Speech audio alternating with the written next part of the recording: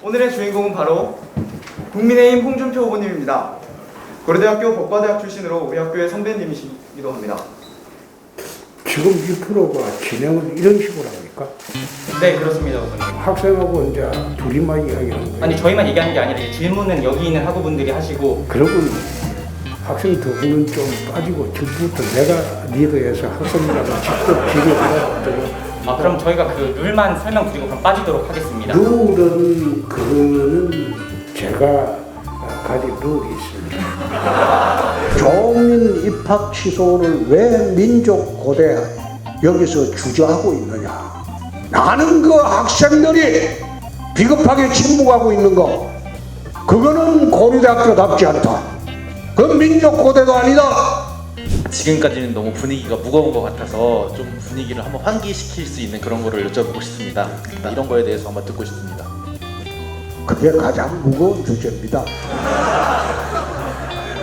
폐지 정책으로 인해서 피해를 보는 일은 크게 없을 거라고 믿고 있었기 그 때문에 문재인한테 가서 따져야 돼. 아니 후보님이 대통령이 되셨을 때 만약에 뭐 조국 수홍이다 이런 말이 많이 나오고 있는데 아마 조국 수홍이라고 할 때 그 조자가 조나라 조자가 아니고 조상할 때 조자입니다. 내 나라를 수호하는 홍준표라는 그 뜻입니다.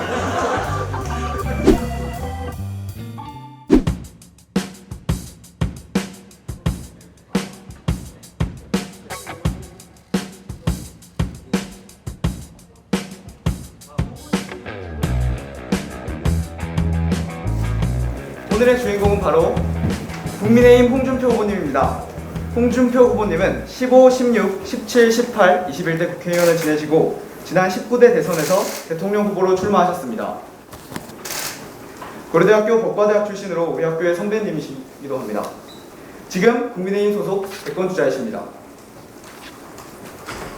네, 선배님을 이 자리에 모시게 되어서 저희도 영광입니다. 이제 후보님을 모셔보도록 할 텐데요. 후보님 안녕하세요. 안녕하세요. 네, 후보님 고려대학교 후배들한테 한번 토론회에 참석해 주셔서 정말 감사하다는 말씀 드리고 후배들한테 이제 인사말 간단하게 한마디 부탁드리도록 하겠습니다.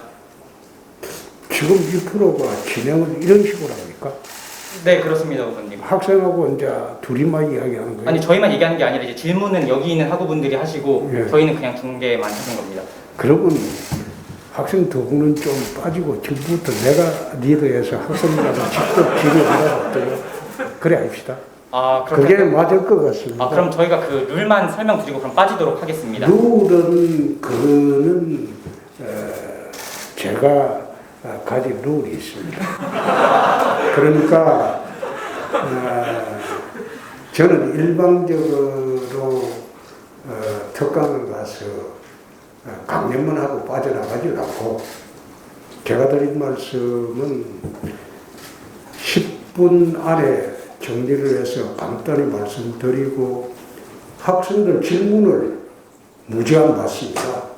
현장에서 학생들이 뭘 궁금하고 또 어떻게 했으면 좋겠다는 그 이야기만 듣고 현장에서 제가 답을 드리고 또 답이 안 나오면 나중에 답을 연락드리겠다고 하는 그런 형식입니다. 그래서 지금 앉아서 사회자하고 응답하는 그런 시간은 적절치가 않습니다. 그래서 제가 바로 시작을 하도록 하겠습니다. 양해해 주십시오. 네, 알겠습니다. 예.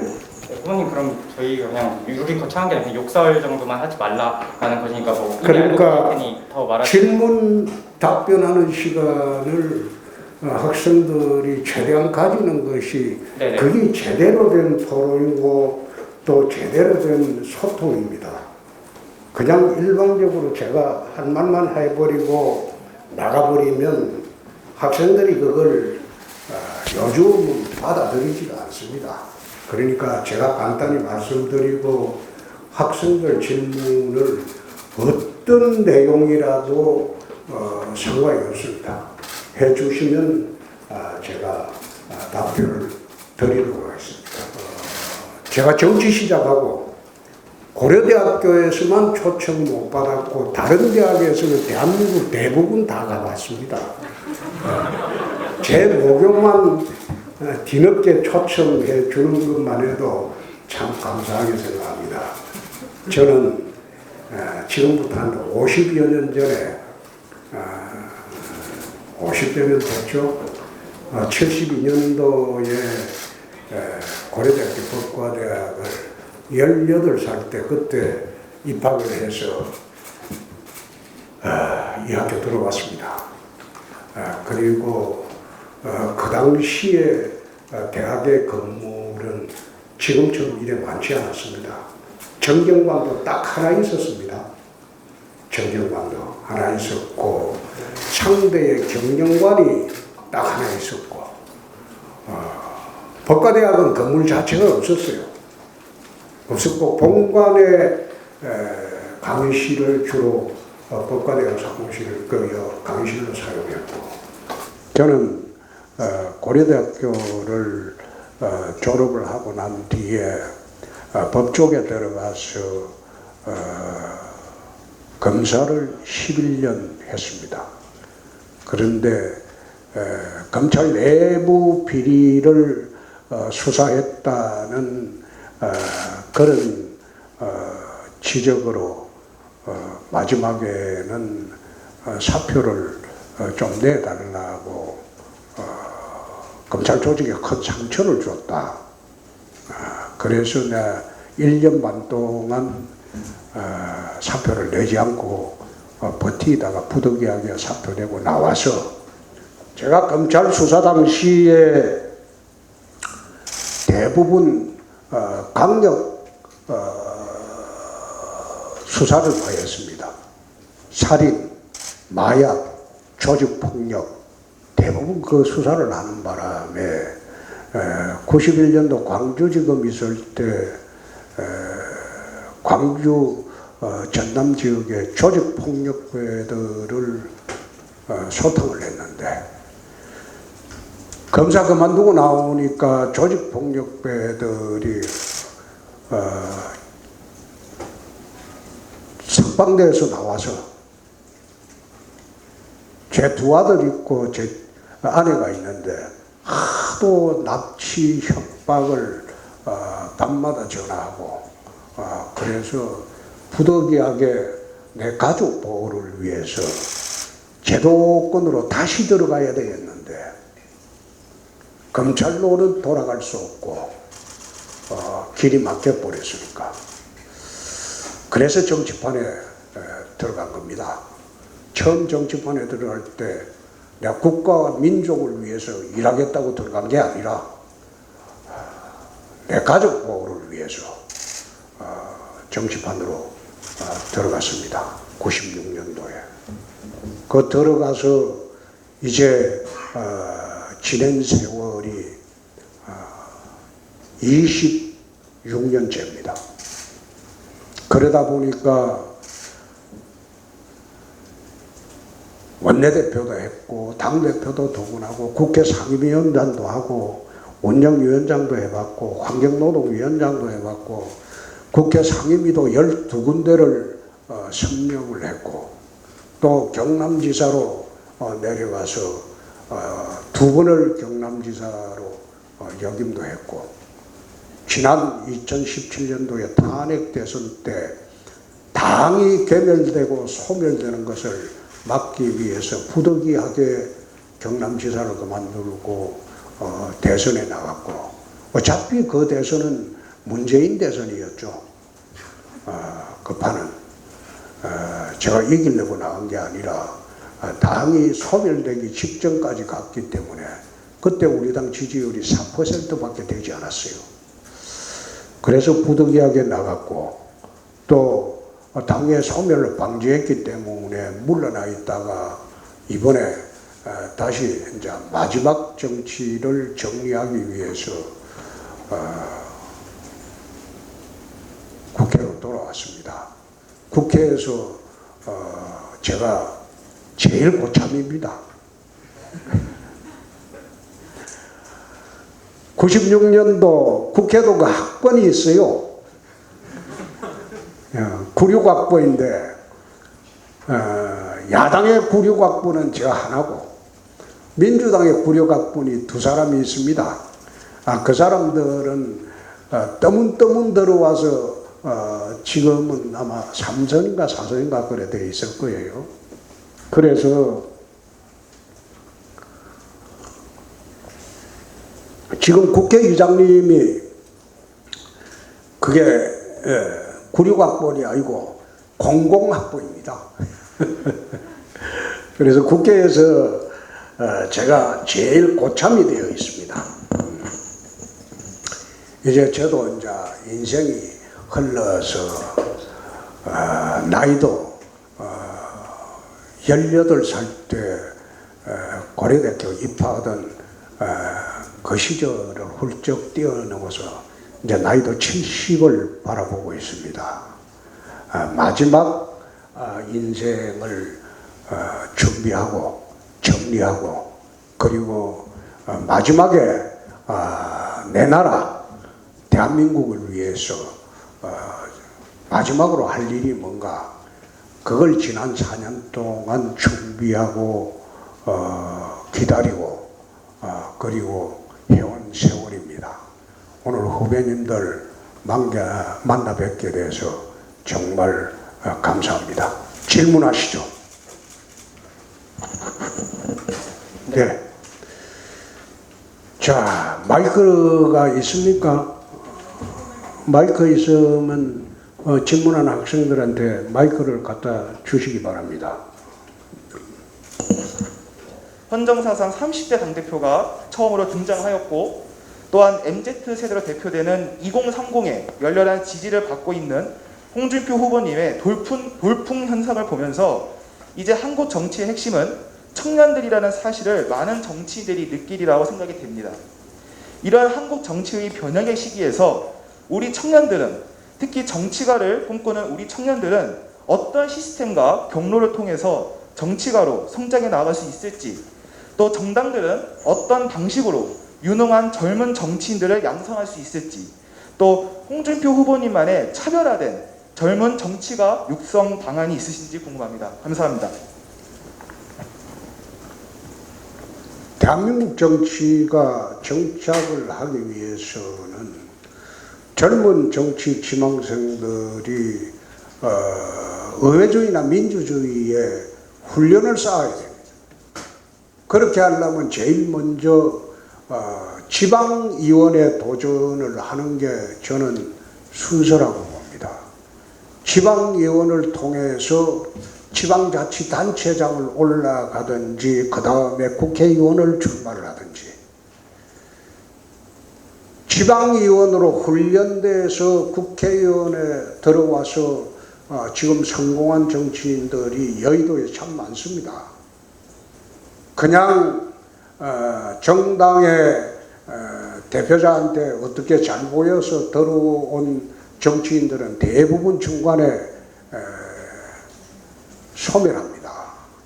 그래서 제대로 된 민주주의 정책이 정착이 되려면 젊은 청년들이 지방의회에서 민주주의의 기본 원리나 의회주의를 먼저 몸에 익히고 그리고 사회 물정에 대한 모든 분야의 경험을 하고 난 뒤에 나라 운영을 하는 국회의원에 도전을 하는 것이 그게 저는 순리고 올바른 길이라고 생각합니다.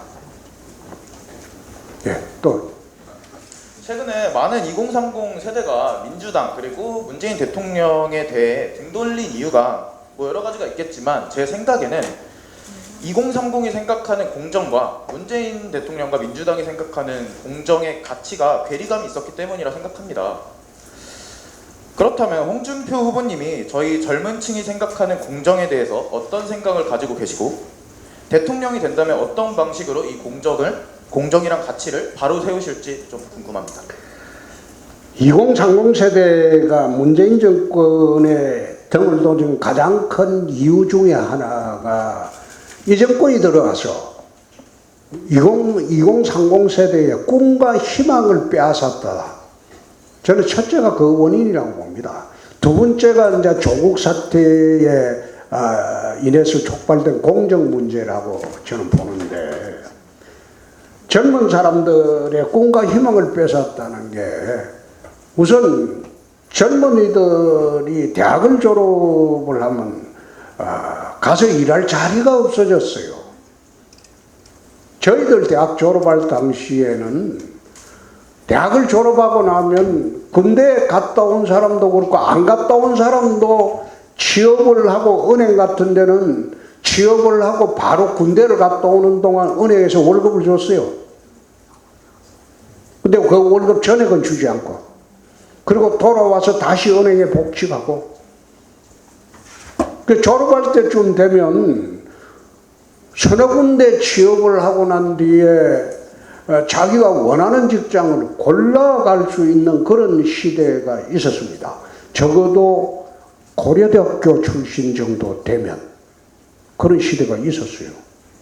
그런데 지금은 대학을 졸업해도 일자리를 찾기가 어려워졌어요. 힘들어졌어요. 왜 이런 꿈과 희망을 잃게 됐나? 그거는 문정권이 5년 내내 좌파 이념을 실현하기 위해서 경제정책을 좌파 이념으로 몰고 가는 바람에 민간이 죽어버렸어요. 그 민간이 경제활동을 할 만한 의욕을 상실했어요. 재투자가 이루어지고 있지 않습니다. 그러니까 민간기업에서 신입사원을 뽑으려고 하지 않아요. 또 정규직, 비정규직 문제도 해도 그렇습니다. 기본적으로 정규직, 비정규직 문제의 근본은 노동의 유연성이 보장이 되지 않기 때문에 기업은 정규직으로 가능한 한 뽑지 않습니다. 근데 그 문제를 해결하지 않고 국가가 비정규직을 정규직으로 하라고 그래 강압을 가한다고 해서 기업이 그렇게 하지 않습니다. 그러니까 노동의 유연성을 확보해주고 강성노조의 폐악을 좀 제압을 해줘야지 기업이 일자리를 많이 만들고 재투자를 하고 하는데 그런 환경이 없어져 버렸어요. 그러니까 젊은이들이 꿈이 없어져 버렸어요. 그 다음 결혼하고 연애하고 애 낳고 살려고 하니까 집을 가져야 되는데 지금 집값이 천정부지로 폭등을 해서 젊은이들이 부모 잘 만나는 거는 변론으로 하고 집 가질 기회가 없어져 버렸어요. 그러니까 꿈과 희망이 없는 세대로 지금 전략을 하니까 방황을 하고 있다. 그 두 번째 공정의 문제도 그렇습니다. 공정을 논하려면 사회제도부터 공정해야 돼요. 사회제도가 공정하지 않는데 어떻게 공정을 논할 수가 있겠습니까? 일례로 대학 입학 시험만 해도 예를 들어주면 그 정시로 20% 빼 안 되죠. 수시나 입학사정관으로 80%가 들어가 버리는데 서민들의 자제나 없는 사람 자식들은 대학 들어가는 게 정말로 힘들고 어려워졌어요. 어떻게 아버지를 잘 만나거나 그렇게 하면 장관 표창도 받고 그렇게 해서 스펙 쌓아가지고 해외 유학도 미리 갔다 오고 그렇게 해서 대학을 들어갈 수가 있는데 가지지 못한 사람들의 자제들은 죽기 살기 공부해가 20%배 안 되는 정시를 통과해야 된다 이거예요. 이게 제도의 불공정의 문제예요. 이 공정하지 않아요. 그러니까 공정을 논하려면 우선 제도가 공정해야 돼요. 또 어저는 제도 한번 봅시다. 의과대학 가려고 머리를 싸잡고 공부하던 사람들이 있는 반면에 지금 어저는 가기가 얼마나 수월합니까? 부모 백으로 적당히 대학 입학하고 부모 백으로 적당히 어저는 들어가서 그런 사람이 의사가 되는 세상을 만들어 버렸으니까 이게 공정한 사회입니까? 아니죠. 국립외교원 제도도 한번 보세요.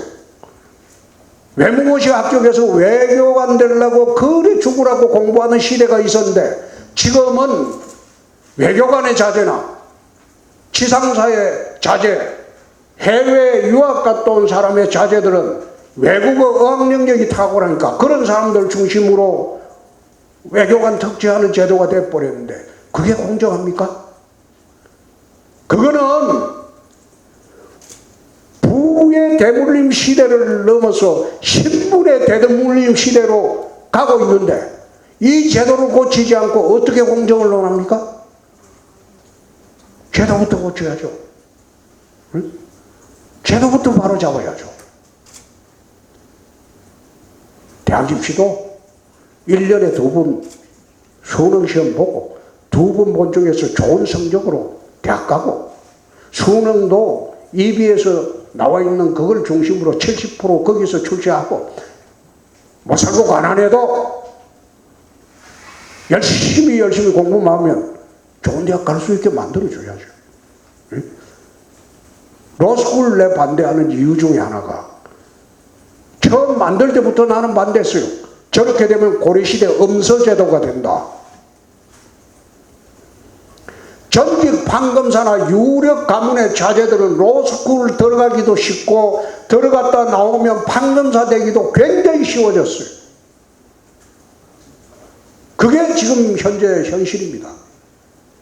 근데 그렇게 제도의 불공정하게 만들어 놔놓고 어떻게 공정을 논하느냐 이 말이에요. 한국 사회에 지금 불공정한 제도가 한국입니까? 가진 자를 위한 사회만 만들고 있다 이 말이에요. 이래서 어떻게 개천에 용인하는 사회를 만들 수 있습니까? 그래서 이런 부분도 정리를 해야 되고, 내가 참 여기 와서 유감스러운 것은 조민 입학 취소를 왜 민족고대 여기서 주저하고 있느냐. 나는 그 학생들이 비겁하게 침묵하고 있는 거, 그거는 고려대학교답지 않다. 어떻게 자유정의 진리를 부르짖는 고려대학교가 그렇게 할 수 있느냐? 그건 민족고대도 아니다.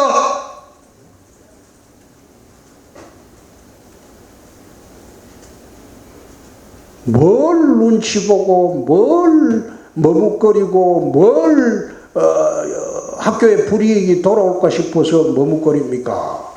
적어도 저희들이 고려대학교 다닐 때는 불의를 보면 용서하지 않았어요. 그게 고대 정신입니다. 그래서 공정을 논하려면 사회 제도부터 우선 공정하게 만들어야 되겠다. 그래서 저는 대학입시도 옛날로 돌아가자가 아니고 공정하게 치러자. 사법시험도 로스쿨 폐지하고 공정하게 하자. 응? 그러니까 고등학교 나온 노무현 대통령도 사법시험 독학해서 합격하잖아요. 대통령까지 되잖아요. 그리고 어전원도 열심히 노력하면 의과대학 가서 의사 될 수 있는 길을 열어주고, 국립외교원도 이 폐지하고 제대로 외무고시 부활해서 독학을 해서 외교관 될 수 있는 길도 열어주고, 모든 사회 구성원들이, 국민들이 공정하게 살 수 있는 제도 자체를 전부 틀을 새로 만들어 주자 이겁니다. 그게 옛날로 돌아가자는 거 아니에요. 그게 가장 공정한 방법이에요. 실력 사회로 가자는 거예요. 예, 다음 질문 또 하세요. 와, 이젠 많아졌네. 얼마 밤새도록 해봅시다. 학생.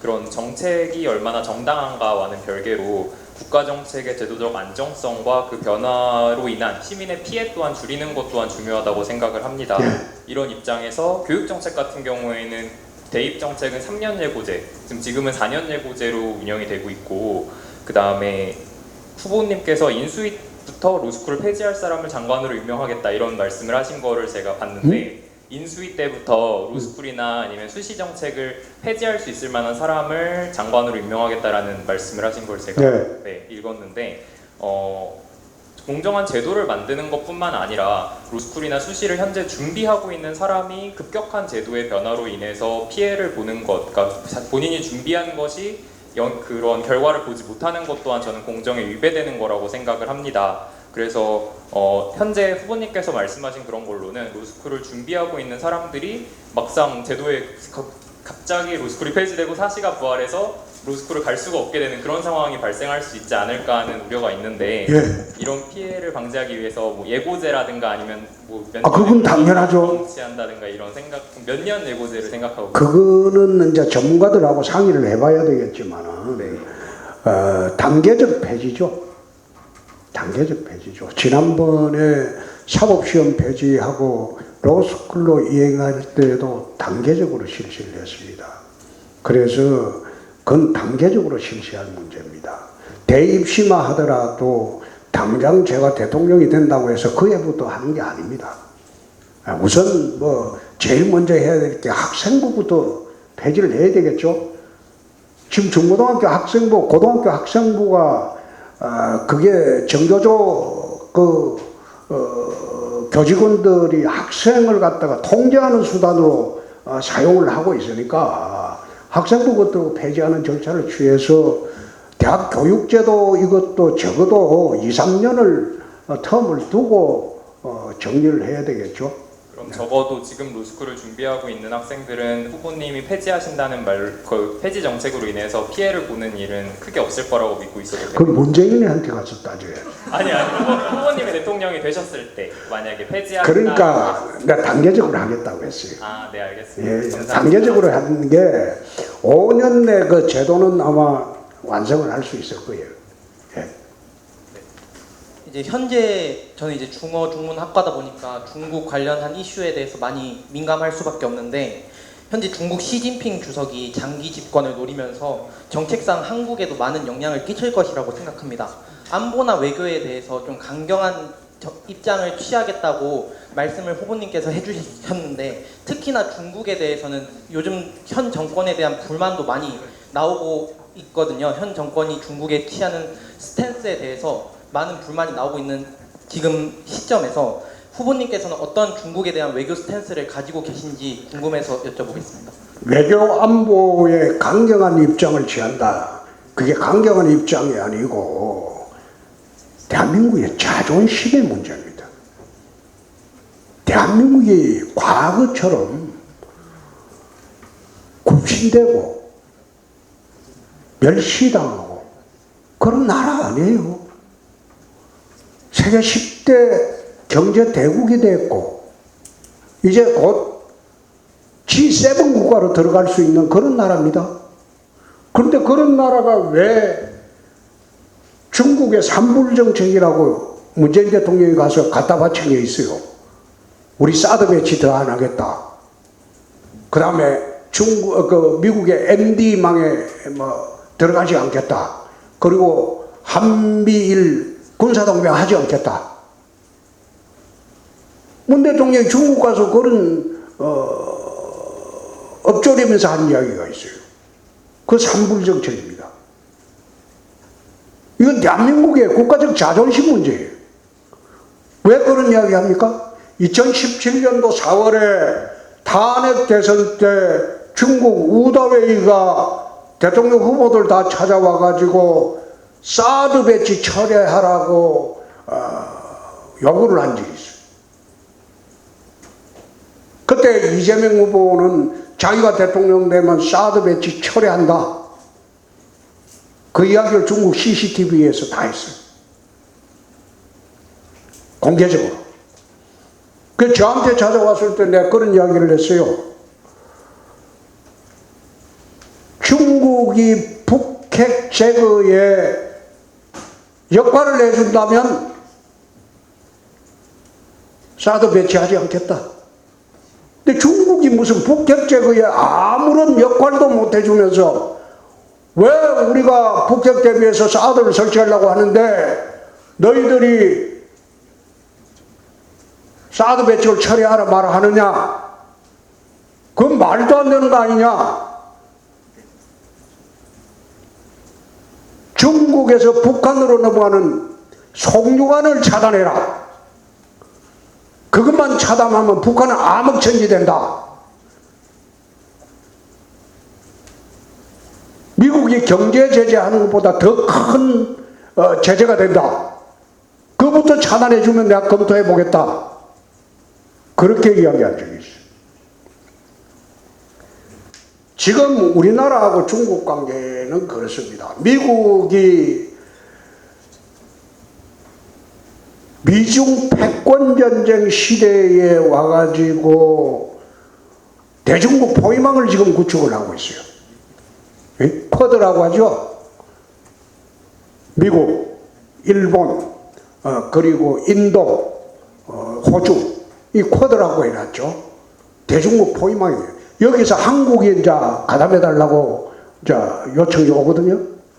미국에서. 그러면 우리도 다음 정권에서 이 쿼드 참여 문제를 검토를 해야 됩니다. 미중 패권전쟁 시대에 대중국 포위망을 하는 쿼드에 우리 참여 여부도 문제가 돼요. 그러면 저는 그런 이야기를 하고 있어요. 쿼드 참여해 줄게.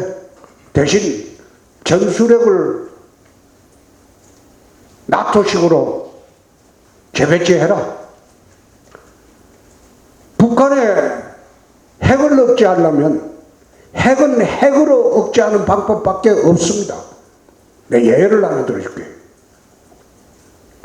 독일의 슈미트 수상이 구소련 시대에 동구권에 핵미사일을 집중 배치를 했어요. 유럽을 노리고. 그러니까 슈미트 수상이 위협을 느끼고 미국 측에 전술핵 재배치를 요구를 했어요.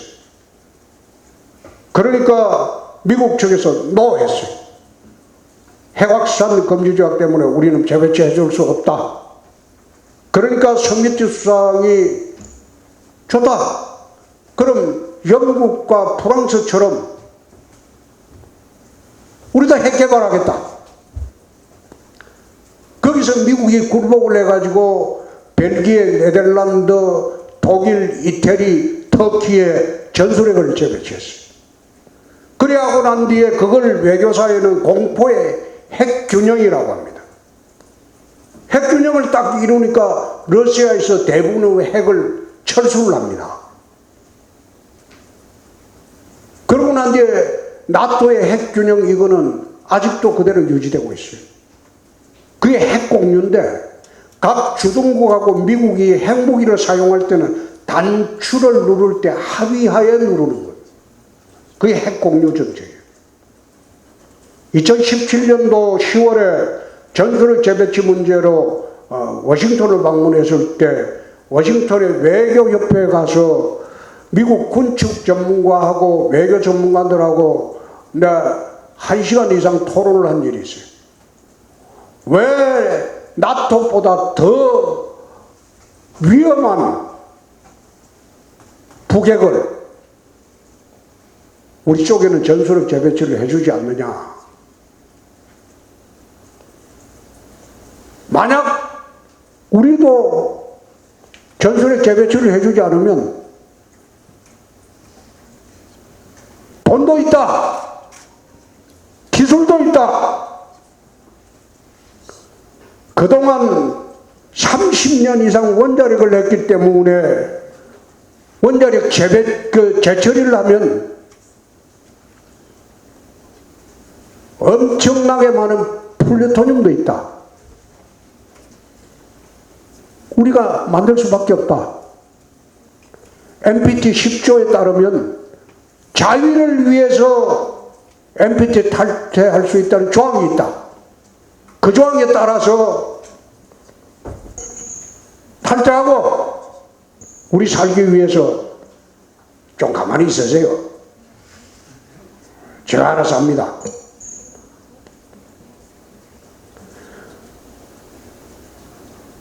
핵개발 할 수밖에 없다. 왜 수미트는 되고 대한민국은 안 되냐?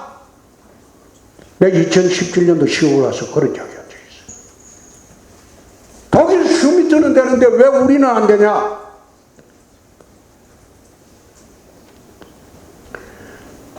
이제 북핵 문제는 미국도 손댈 수 없는 지경까지 와버렸어요.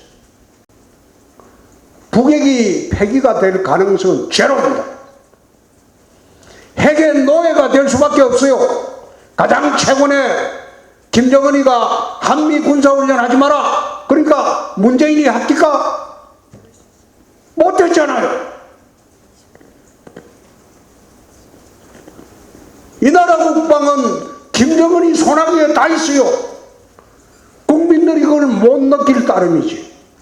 그런 이야기하면 강경하는데 5,200만 대한민국 국민의 생명과 재산이 달려있는데 그걸 왜 강경으로 몰아붙입니까? 아무런 배알도 없이 김정은의 핵노예가 되게 내 자식들을 그래 되게 놔둘 겁니까? 나는 강경주의자도 아니에요. 강성도 아니에요. 국가 사이에도 원칙이 있어요. 응? 이미 지금은 한 나라가 자기 힘으로 나라를 지키는 그런 시대가 아니에요. 집단 방위 시대예요. 세계에서 자기 혼자 나라를 지킬 수 있는 나라는 몇 나라 안 돼요. 미국, 러시아, 중국, 영국, 프랑스, 뭐 이스라엘 정도. 그 외 나라는 집단 방위 체제예요. 그래서 그런 문제가 있다. 이렇게 말씀드리고 내가 어떻게 답변하셔도 앞에서 뭐 질문을 끊고 그렇게 하지 마세요. 그건 예의도 아니에요. 네. 질문하세요. 그 공정성 문제에 대해서 좀 관점을 달리해서 이야기해보고 싶은 부분이 있습니다. 저는 물론 공정한 제도를 가지는 것도 중요하다고 생각하지만 또 무엇보다도 개천에서 욕나는 사회보다도 개천에서 이목기가 나도 괜찮은 사회를 만드는 것이 저는 더 필수적이라고 생각합니다. 그러니까 다시 말해서 가치다원주의가 있어야 한다고 생각합니다. 우리는 지금 하나의 가치를 쫓아서 로스쿨에 입학하려 하고 좋은 대학에 가려 합니다. 그런데 그 무엇보다도 세상에서 성공이라고 표방하는 가치들을 늘려서 그런 가치를 확보할 수 있는 제도를 만드는 것이 더 우선적이라고 생각했는데요. 그래서 혹시 이런 가치다원주의적인 사고에 대해서 어떻게 생각하시는지 묻고 싶습니다. 가치다원주의적인 사고입니다. 아, 가치. 네.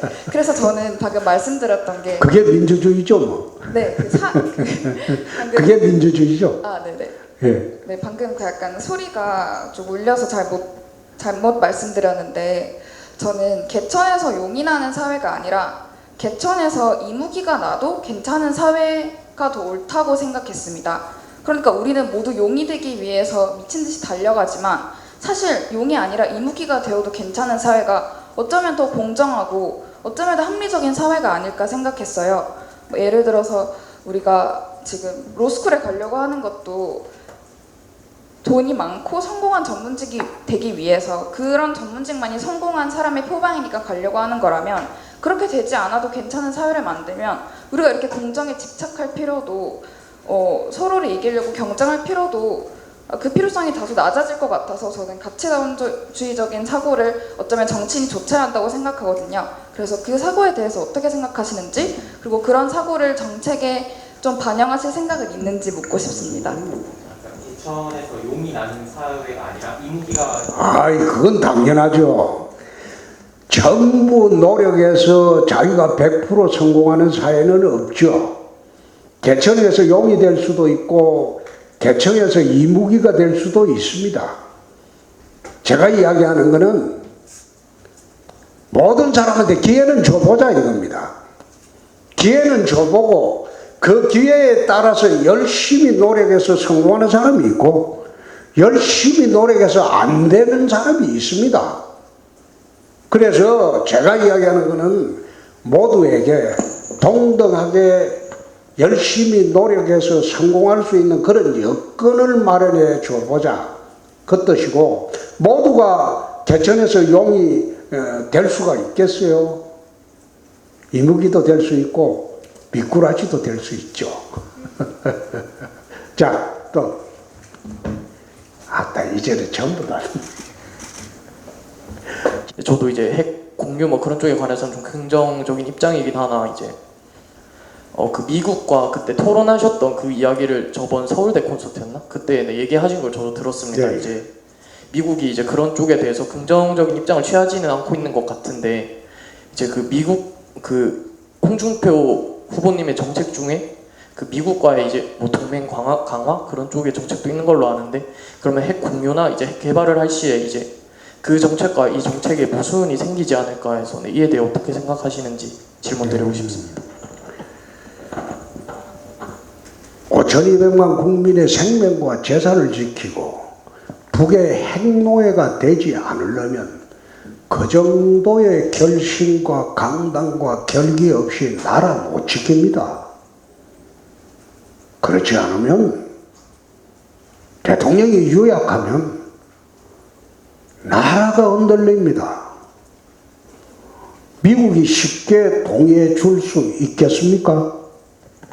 동의 안 하죠? 네. 그런데 동의 안 한다고 포기할 수 있습니까? 아니요, 그건 아니요. 그건 아니죠. 네. 핵 개발하겠다가 아니고 그걸 잘하게 깔고 협상을 해야죠. 그러니까 미국 건축 전문가가 그런 이야기를 했어요. 경제제재 이야기를 하더라고. 그래서 내가 그래 답변했어요. 대한민국 경제는 세계 10대 경제 대국이다. 한미 경제 의존도가 옛날하고 비교가 안 된다. 그럼 우리나라가 반도체 끊어버리면 미국 경제가 돌아갈 것 같으냐? 반도체는 우리나라가 더 우위지 않느냐? 그럼 첨단 산업이 그거 하나뿐이냐? 한미 서로 얽힌 경제 의존도가, 그런 우리나라를 어떻게 북한처럼 폐쇄 경제 체제 하에서 세계 최빈국인 북한처럼 경제 제재 운운할 수 있느냐? 그거는 불가능한 이야기 아니냐? 북한을 경제 제재할 수 있다는 것은 너희 나라에 아무런 피해가 없기 때문에 경제 제재를 할 수 있는 거고, 한국의 경제 제재에 들어가면 너희 나라에 경제적인 타격이나 피해가 없을 것 같으냐? 어떻게 한미가 혈맹인데 경제 제재 운운할 수가 있느냐? 그렇게 하는 건 아니죠. 응? 미국의 일방적인 주장이나 미국의 일방적인 요구도 거절할 수 있는 대한민국이 되었다. 그런 나라가 되었다는 겁니다. 우리는 절박해요. 최근에 여러분 TV에서 봤듯이 한국도 SLBM을 쏘아 올렸어요. 그게 세계 7번째입니다. SLBM의 의미는 그게 뭔가 하면, 미국 여보세요?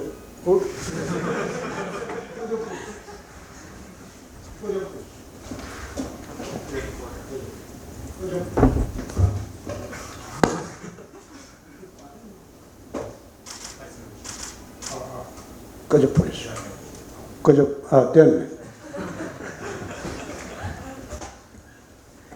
SLBM이라는 거는 핵무기의 마지막 단계입니다. 이게 잠수함에서 쏴 올리는 ICBM이에요. ICBM이 미국까지 날아가는데 30-40분 걸려요. 한국에서. 근데 그 사이에 미국에 가면 북미 핵방공 사령부가 있어가지고 미국 전역을 요격 체제로 다 갖춰놨어요.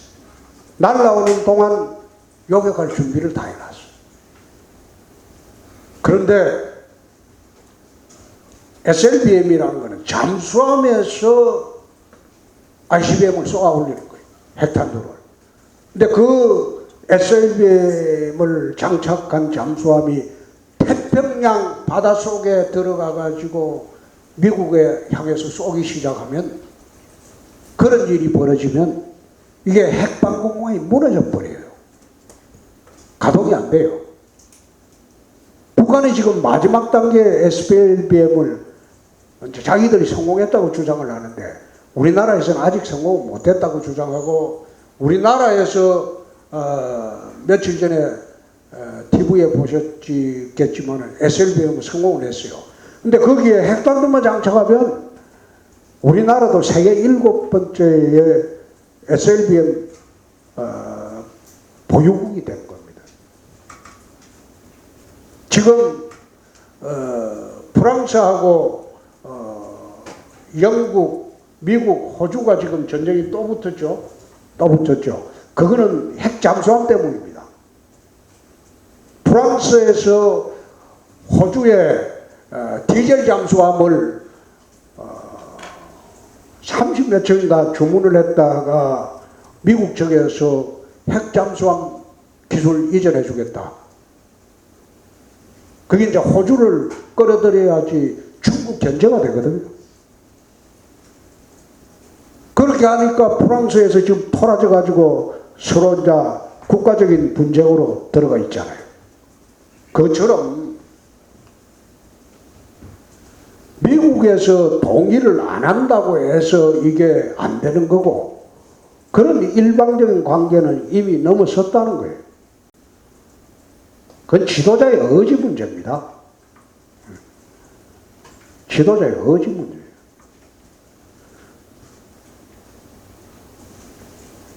답변되었습니까? 네, 감사합니다. 지금까지는 너무 분위기가 무거운 것 같아서 좀 분위기를 한번 환기시킬 수 있는 그런 거를 여쭤보고 싶습니다. 일단 지금 이제 경선 후보로 나오시는 건데, 경선 후보에서 가장 유력한 다른 반대 후보인 이제 윤석열 후보가 있고, 그리고 만약에 이제 대선에 직접 나가시게 된다면 거기에서 현재까지 민주당에서 가장 강력한 후보인 이재명 후보가 있는데, 각각 두 후보에 대해서 내가 이 후보들보다는 이런 점이 낫기 때문에 반드시 내가 이길 수 있을 것이고 반드시 내가 대통령이 돼야 한다, 나는 이런 장점이 있다, 이런 거에 대해서 한번 듣고 싶습니다. 그게 가장 무거운 주제입니다.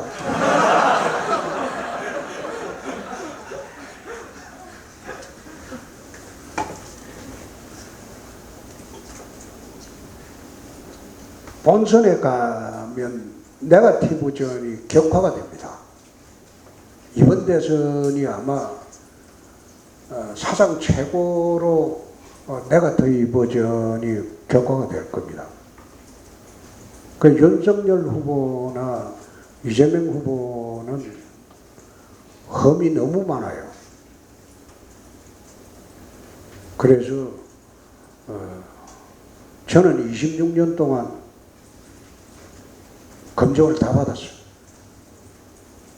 틀릴 게 없어요.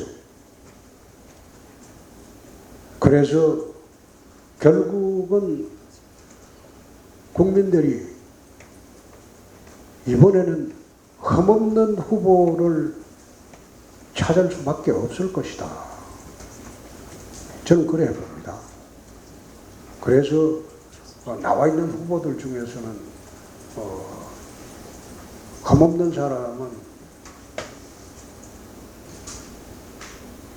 제가 유일한 거 아닌가. 그 주제가 가장 무거운 주제입니다. 가벼운 답변이고. 예, 또. 네, 대한민국을 살아가는 20대로서 저는 최근이 몇 년 동안 가장 첨예와 이제 대립이 가장 첨예한 시대가 아닌가 생각을 하고 있는데, 지역 갈등, 젠더 갈등 등을 포함해서 다양한 갈등이 현 사회에 만연해 있습니다. 만약 후보님이 대통령이 되신다면 어떠한 방식으로 이런 갈등을 해결하실 건지 묻고 싶습니다. 지역 갈등 문제는 참 한 30년 이상 오래된 문제죠. 근데 다행스럽게 저는 제 처가가 전라북도 부안입니다. 그래서 호남하고 40년 이상 인연이 있습니다. 최근에 호남의 20대 지지율 중에서 어젠가 조사에는 여야하고 전부 통틀어서 20대 남자 지지율은 40%가 넘었어요. 이재명 후보가 23%고. 그래서 제가 대통령이 되면 호남과 영남 간의 지역 갈등은 아마 역대 대통령 사상 가장 완화가 될 것이다. 두 번째 젠더 갈등이라고 이야기했는데 이 젠더라는 말은 이게 사실 이게 성별 해체라는 그런 뜻이죠. 네. 그런 뜻이죠. 쉽게 말하면 젠더라는 게 사회적 성 그렇죠. 그게 남녀가 아니고 사회적 성의가 성별 해체라는 이런 뜻인데 젠더 정책이 그렇습니다. 페미니즘, 반페미니즘 이렇게 논하는 시대에는 이제 아니지 않느냐. 그런 시대는 아니고 남녀의 신체적인 조건으로 인해서 일어나는 일은 그거는 합리적 차별이죠. 그 외에 사람으로서 차별을 두는 것은 저는 옳지 않다는 생각입니다. 페미니즘, 반페미니즘을 논할 시대가 아니고 휴머니즘을 논할 시대다. 전 그렇게 보고 또 이제 예를 들면 PGA하고 LPGA 그걸 차별이라고 안 하죠. 구별이라고 하죠. 구별. 그런 문제로 한번 다시 생각해 보면 남자 배구, 여자 배구 선수를 싸움 붙여 되겠어요? 그건 아니죠. 그거는 차별이 아니고 구별이에요. 차별과 구별은 좀 분리해서 생각을 해봤으면 한다. 저는 페미니스트도 아니고 반페미니스트도 아닙니다. 꼭 말한다면 휴머니스트입니다. 인간의 문제로 돌아가는 게 오히려 갈등으로부터 우리가 벗어나는 길이 아닌가 그런 생각합니다. 예, 또. 그 군대가 모병제로 전환되기 위해서는 그 군대 시설과 그 대우가 현재와는 비교할 수 없을 정도로 개선돼야 하고 달라져야 한다고 생각을 합니다. 현재 군대는 DP에 지금 드라마 DP에서도 언급된 것 같이 수통조차 6.25 때 쓰던 거라는 말이 있을 정도로 열악하다고 볼 수 있는데요. 구체적으로 어떠한 방식으로 후보님께서는 그 시설을 개선할 생각이신지 묻고 싶습니다. 그 부분에 대해서는 이제 비판도 많고 또 비난도 많습니다. 그런데 지금 세계에서 징병제를 채택하고 있는 나라가 31나라고 나머지 나라는 전부 모병제입니다. 중국이 2016년도부터 징병제를 폐지했어요. 또 중국과 첨예한 대립을 이루고 있는 대만도 2018년도 징병제를 폐지했어요. 지금의 군대는 옛날처럼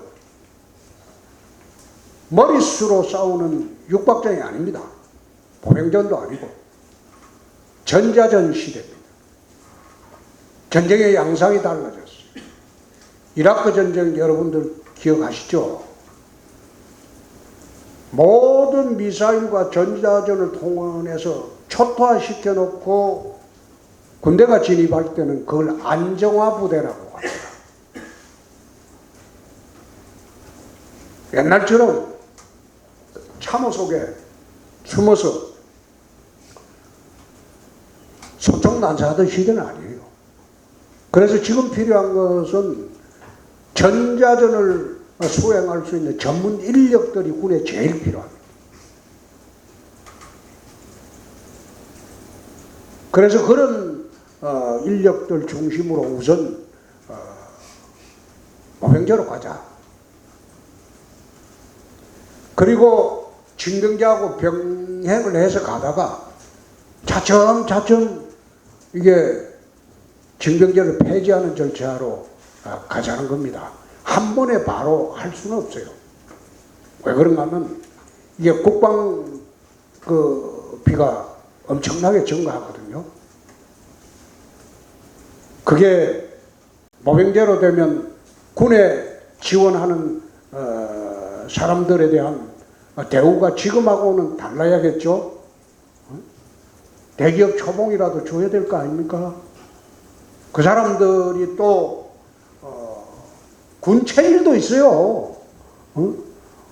요즘 여군들 폭정하는 거 한번 보세요.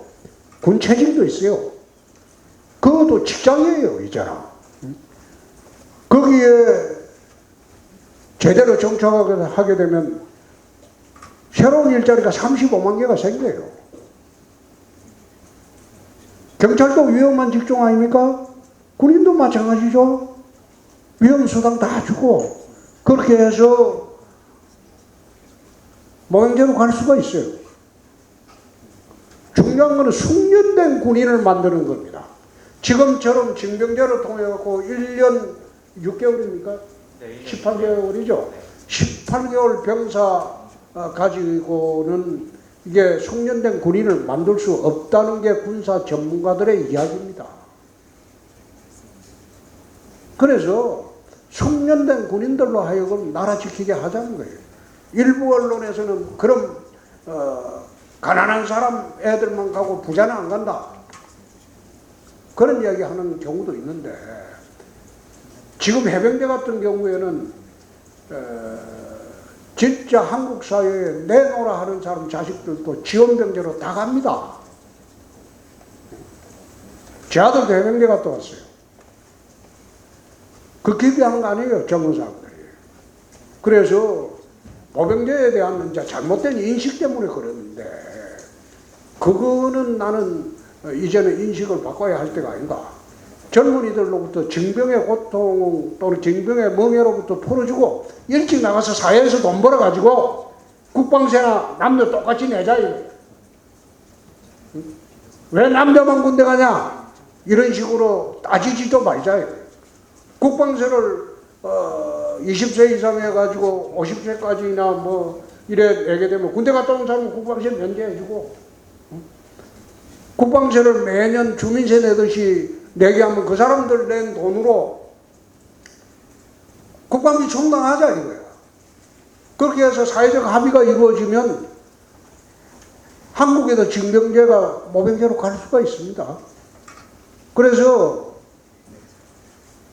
그걸 자꾸 젊은이들을 유인하기 위한 하나의 미끼다 이런 식으로도 매도하는 사람이 있는데 세계 추세는 징병제 폐지 추세입니다. 이미 선진국에 다다랐기 때문에 중국과 가장 첨예하게 대립하고 있는 대만까지도 2018년부터는 징병제 폐지했어요. 그거 가지고 국방이 된다고 본 거예요. 그 인식을 좀 바꾸자. 그런 취지입니다. 네, 최근 수술실 CCTV에 대해서 많은 논란이 있는데 그 논의가 시작된 이유가 대리수술과 같은 논란과 그리고 의료소송에 관한 문제가 두 가지가 있다고 생각을 하는데 후보님께서 최근에 그 수술실 CCTV 대신에 의료인이나 의료기관에 이제 의료 그 소송에 대한 입증을 책임 전환하는 그런 제도를 생각해 보시겠다고 하셨는데 그렇게 되면 과도한 의료소송에 대한 부담과 그리고 의료소송 남발 그리고 의료인이나 의료기관에 대한 부담으로 기피과 증가 그리고 그렇게 CCTV를 설치를 이제 안 하게 되면 대리 수술과 같은 문제에 대해서는 어떻게 해결을 하실 생각인지 궁금합니다. 네. 사실 수술실 TV 문제는 의료 종사자들을 사실 잠재적 범죄자로 보고 감시하는 체제입니다. 그래서 만약 이 제도가 본격적으로 시행이 되면 중환자 수술은 의사분들이 기피할 거예요. 거기서 사고가 나면 만약 돌아가시면 의사 책임으로 고스란히 귀착이 되는 경우가 생기니까요. 그래서 저는 모든 의사분들을 잠재적인 범죄자로 보고 감시체제를 하는 것은 부적절하지 않느냐. 그게 대리수술 문제도 결국 조사하면 다 나오는 겁니다. 조사하는 건 나오는 건데 그렇게 하지 말고 의료과실 입증 책임을 의료과실의 피해자들은 전문적인 분야에 의사의 과실이 있었다 이 입증하기가 굉장히 어려워요. 그러니까 이 경우에 입증 책임을 의사분들이 내가 최선을 다하고 의료과실이 없었다는 것으로 입증 책임을 전환하게 되면 이런 CCTV 설치가 필요 없지 않느냐 그렇게 생각해서 내가 이야기를 했는데 또 의사협회에서는 이것조차도 반대하더라고. 그러면 의사의 부담이 너무 커진다. 그래서 둘 중 하나를 선택을 좀 해야 되는 상황이 와버렸어요. 그래서 의사분들 의견을 한번 다시 모아가지고 이 정책은 다시 한번 검토를 하도록 하겠습니다. 예. 최근에 그 뭐 조국 수홍이다 이런 말이 많이 나오고 있는데 이 프레임에 대해서는 좀 어떻게 돌파를 하실지가 궁금하고 추가로 궁금한 게 하나 더 있는데 지금 40개 의과대학 중에서 지금 의전을 유지하고 있는 학교는 건국대 그리고 차의과대 두 개가 있습니다. 그리고 이제 건국대는 24년부터 의과대학 체제로 돌아간다고 합니다. 그렇게 하나밖에 안 남은 상황인데 계속 이 의전을 체제를 없애버리겠다 이렇게 주장하시는 이유가 또 궁금합니다. 감사합니다. 부산대도 의전은 있지 않습니까? 지금 뽑지는 않습니다. 이제 다 의과대학 체제로 신입생을 모집을 합니다. 그러면 제도 폐지하면 영원히 없어지면 되겠네요. 그리고 조국 수홍이라는 이 말도 아마 조국 수홍이라고 할 때 그 조자가 저 나라 조자가 아니고 조상할 때 조자입니다. 내 나라를 수호하는 홍준표라는 그 뜻입니다.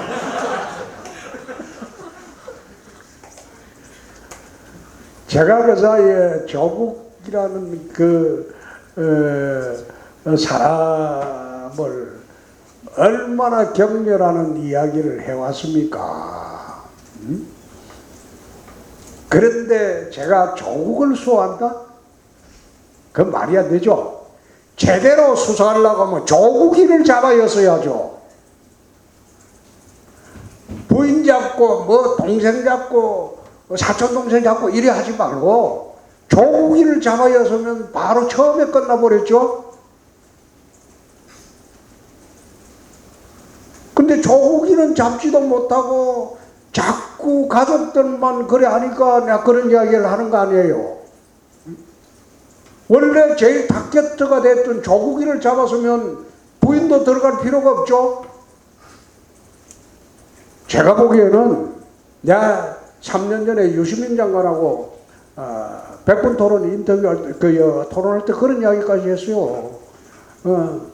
조국 그거 사내 새끼 아니다. 나 같으면 그래 안 한다. 내각시가 잘못되었으면 내가 들어가겠다. 내각시 손대지 마라. 나는 대신 들어간다. 어떤 경우라도 가정 공동체의 책임은 나는 내가 지고 사는 사람이다. 응? 내가 혹시 잘못했으면 그 잘못 내가 떠안고 들어간다. 그런데 사내 새끼가 어떻게 마누라 집어이어놓고 작게는 지는 밖에서 이게 트위터질 하느냐. 그게 맞냐? 내가 그래 이야기했던 사람이에요. 그리고 조국 일을 그래 격려를 했는데 그걸 나한테 무슨 그거는 역선택이란 프레임을 짜기 위해서 나를 밀어였는 건데 그래 조국 수홍이라고 그러길래 그 한자가 좀 틀릴 것이다. 그 조나라 조자가 아니고 내 나라 조자다. 내 나라 지키는 그 홍준표다. 그 뜻일 것이다. 그 이야기 했는데 나는 그 프레임에 갇히지도 않고 그거는 팩트가 다르기 때문에 대꾸도 하지 않습니다. 예. 저는 그 후보님의 선진 정치문화 형성을 위한 공약에 대해서 질문을 드리고 싶은데 후보님께서 이제 국회의원을 200명으로 감축을 하고 상원 50석, 하원 150석 그리고 비례대표를 폐지한다고 말씀을 하셨습니다. 저는 이에 대해서 두 가지 궁금한 점이 있어서 질문 드리려고 하는데요. 먼저 첫 번째는 비례대표 제도는 이제 국회 구성의 다양화를 위해 존재하는 제도인데 이런 비례대표를 폐지했을 때 사회적 주류 계층을 중심으로 국회가 구성될 가능성이 높고 이는 국민의 대변인으로서의 국회의 기능을 축소시킬 수 있다고 생각하는데 구성에 있어서의 다양성 감소를 어떻게 보완하실 수 있는지 그 방안이 궁금합니다. 그리고 두 번째 같은 경우 국회의원 수 감축으로 인해서 국회의원의 특권화를 심화시킬 수 있다는 우려가 있는데 어째서 선진 정치 문화로 이행하기 위해 국회의원 정족수 감소가 최선의 방법이라고 생각하셨는지가 궁금합니다. 감사합니다. 네. 우선 비례대표의 다양성, 전문성 이야기를 하시는데 비례대표는 지금 국회가 각 분야의 전문성이 있는 국회 입법조사처나 정책조사처에서 굉장히 전문성 있는 사람들만 모아놨어요. 근데 그분들의 도움을 받으면 되지 굳이 비례대표로 뽑아서 도움을 받을 필요는 없겠다. 그리고 비례대표로 꼭 영입을 해야 되는 그런 사람은 각 당에서 자기 당이 가장 강한 지역으로 공천을 주면 되는 겁니다. 지역구. 그 미국 같은 경우에는 비례대표가 없잖아요. 독일은 비례대표가 있죠. 영국도 있고 뭐 영국이 있는지는 내가 잘 모르겠는데 그래서 비례대표 제도는 지금 지금처럼 전문성이나 다양성이 국회에 확보되어 있는 인력이 확보되어 있는 지금은 비례대표제가 굳이 필요하겠느냐. 두 번째 국회의원 수가 줄인다는 데 대해서 좀 이야기가 많은데 미국이 1917년도에 하원의원 정수를 435명으로 했습니다. 그때 인구가 미국이 아마 2억 정도 됐을 때입니다. 지금 미국 인구가 3억 2천만 명에 이르렀습니다. 근데 하원 정수가 단 한 명도 늘어나지 않았어요. 그에 비하면 한국의 국회의원 정수는 7, 80명이면 충분합니다. 국회의원 수는 많을 필요가 없습니다. 저는 300명이 너무 많다는 생각이에요. 국회의원 5번을 해봤어요. 국회의원 특권 중에서 불체포 특권은 폐지해요. 이거는 과거 야당을 탄압하려고 하던 시대를 막기 위해서 불체포 특권을 국회의원한테 줬는데 이게 지금 국회가 마치 소도처럼 바뀌어버렸어요. 범죄를 짓고 도피하는 것처럼 바뀌어가지고 불체포 특권은 더 이상 필요가 없습니다. 그래서 우리나라도 왜 상원 하원을 두자고 하는가 하면 OECD 국가에서 상원, 하원, 양원제로 하지 않는 국가가 터키하고 우리나라밖에 없을 겁니다. 이게 하원에서 격렬히 다툼이 있는 것은 상원이 조정 기능을 행사해 줘야 돼요. 그래서 우리나라도 이제는 상원, 하원이 필요한 시대가 왔다. 그래서 하원 전 지역구로 150명을 하고 상원은 50명으로 하면 되겠다. 하원에서 격렬한 다툼이 있는 걸 상원에서 조정하는 역할을 해주는 게 없겠다. 그런 생각에서 개헌을 하게 되면 이렇게 추진을 하겠다고 말씀을 드립니다.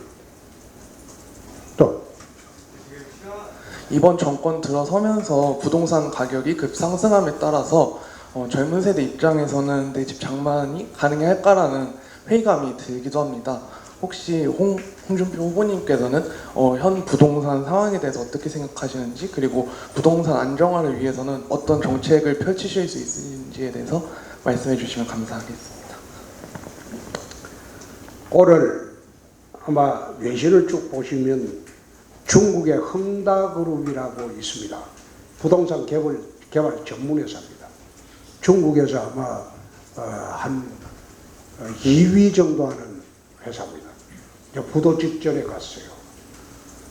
중국에서 275개 부동산 개발 회사가 도산을 했습니다. 금년 9월 말까지. 9월까지. 왜 중국에 이런 현상이 일어나느냐? 부동산 가격에 너무 거품이 끼어가지고 이제 가격이 이제 내리는 중이에요. 폭락을 하는 중이에요.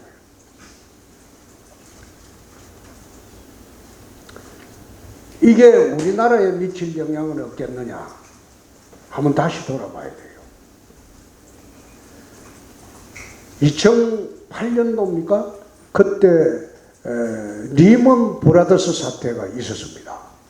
그때 리먼 브라더스 사태가 있을 때 왜 그게 세계적 금융위기로 퍼졌는가?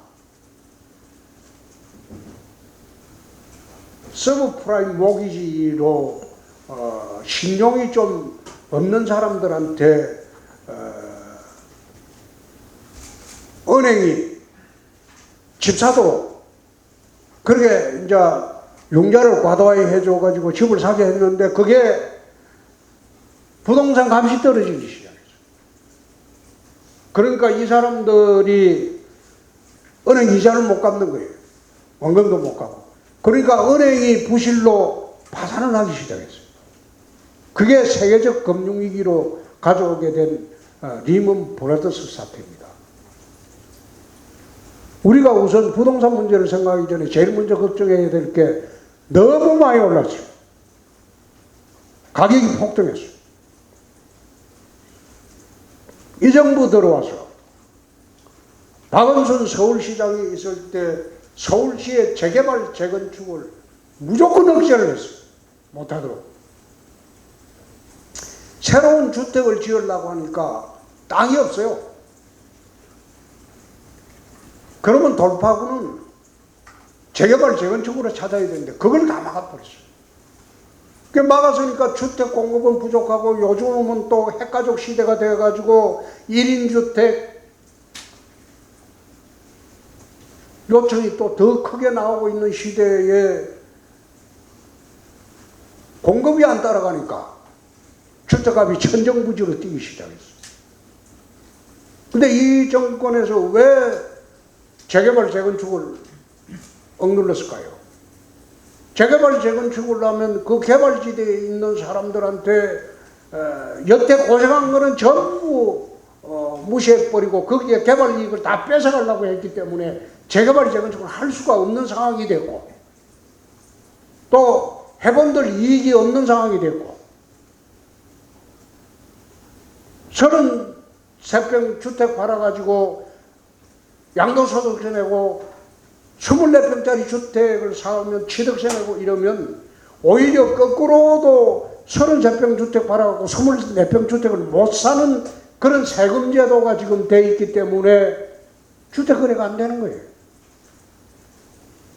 그래서 부동산 정책에 기본은 주택을 안정화시키려면 주택시장을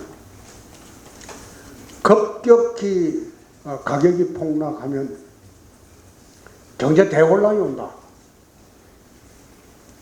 이것은 연착륙 하게 하는 우선 정책이 첫째 요구가 되고, 그 두 번째는 서울의 재개발 재건축을 대폭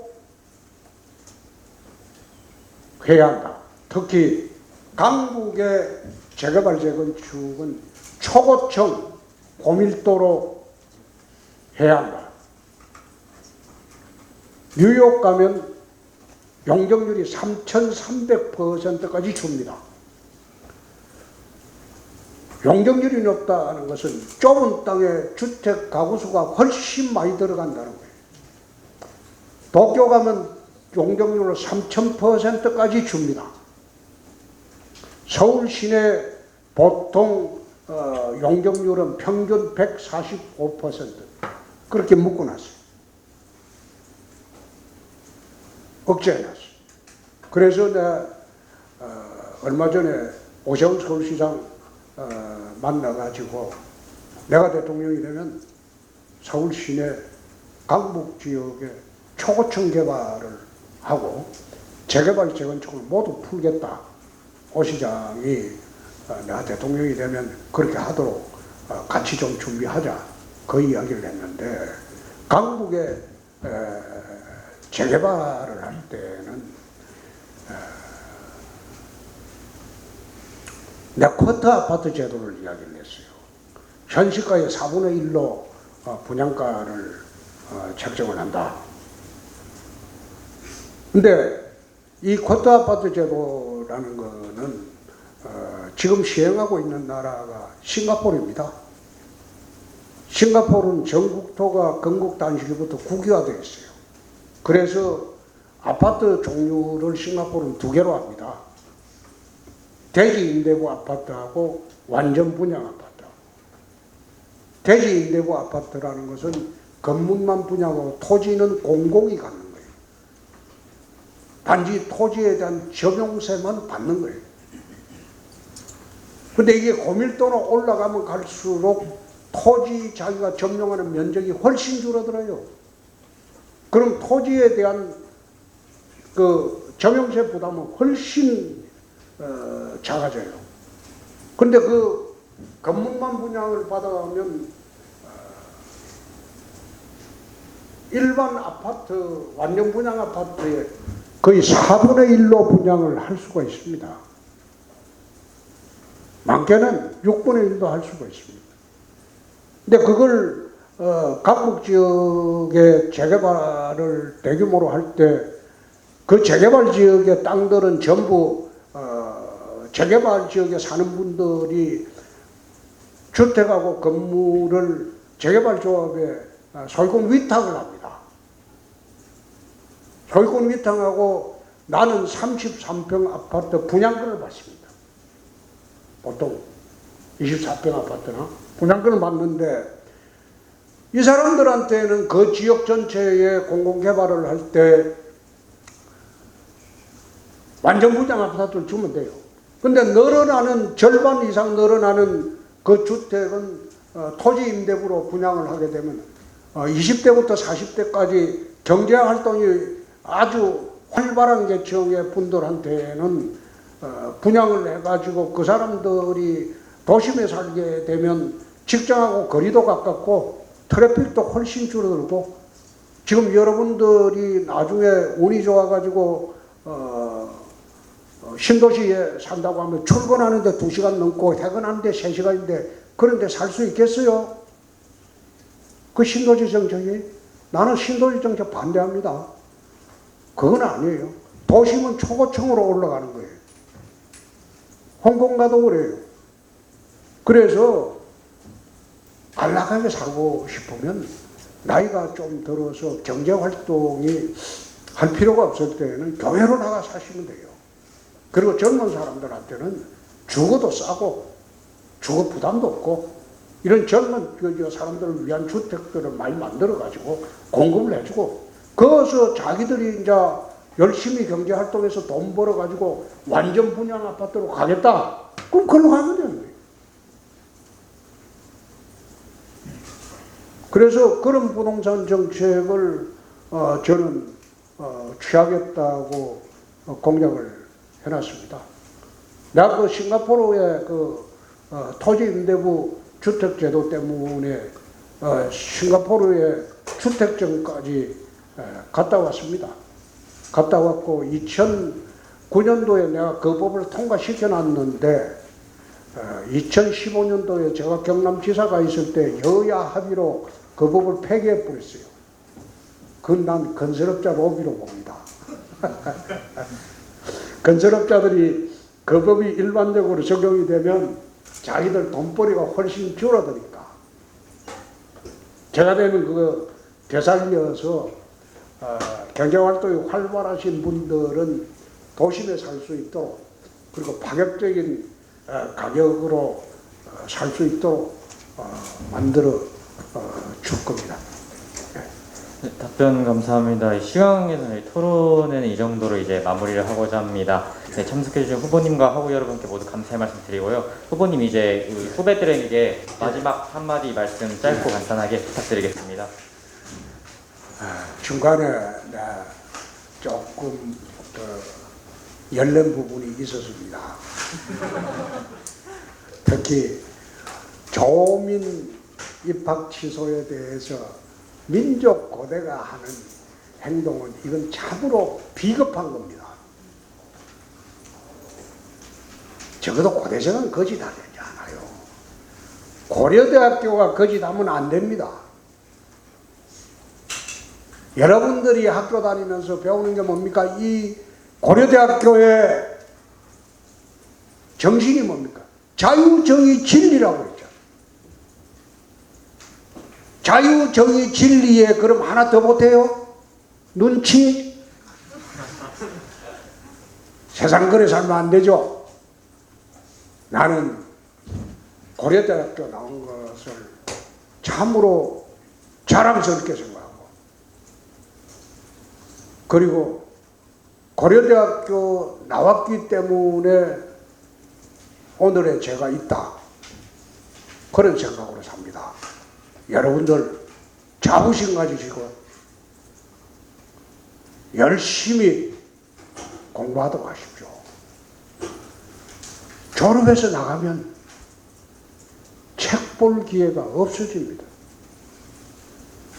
대학 시절에 책을 읽어두지 않으면 무슨 책이라도 졸업하고 나가서 책 볼 시간이 여러분 없습니다. 저도 바쁘게 살다 보니까 책 볼 시간이 없어요. 그리고 이제 나이가 들다 보니까 눈이 침침해서 옛날에는 서너 시간을 정독을 해도 되는데 요즘은 30분만 읽으면 눈이 침침해져요. 그러니까 눈 밝고 그리고 정열이 넘칠 때 공부 열심히 하고 책도 많이 읽고 세상을 바로 보고 고려대학교 정신대로 살도록 후배님들에게 부탁 말씀드립니다. 감사합니다. 말씀 감사합니다. 저희 후보님의 앞날을 응원하도록 하겠습니다. 네, 그리고 아쉽게도 대선을 보다 프로젝트는 여기서 마무리됩니다. 그간 많은 도움을 주신 정정대 관계자분과 스트리밍에 정말 큰 도움을 주신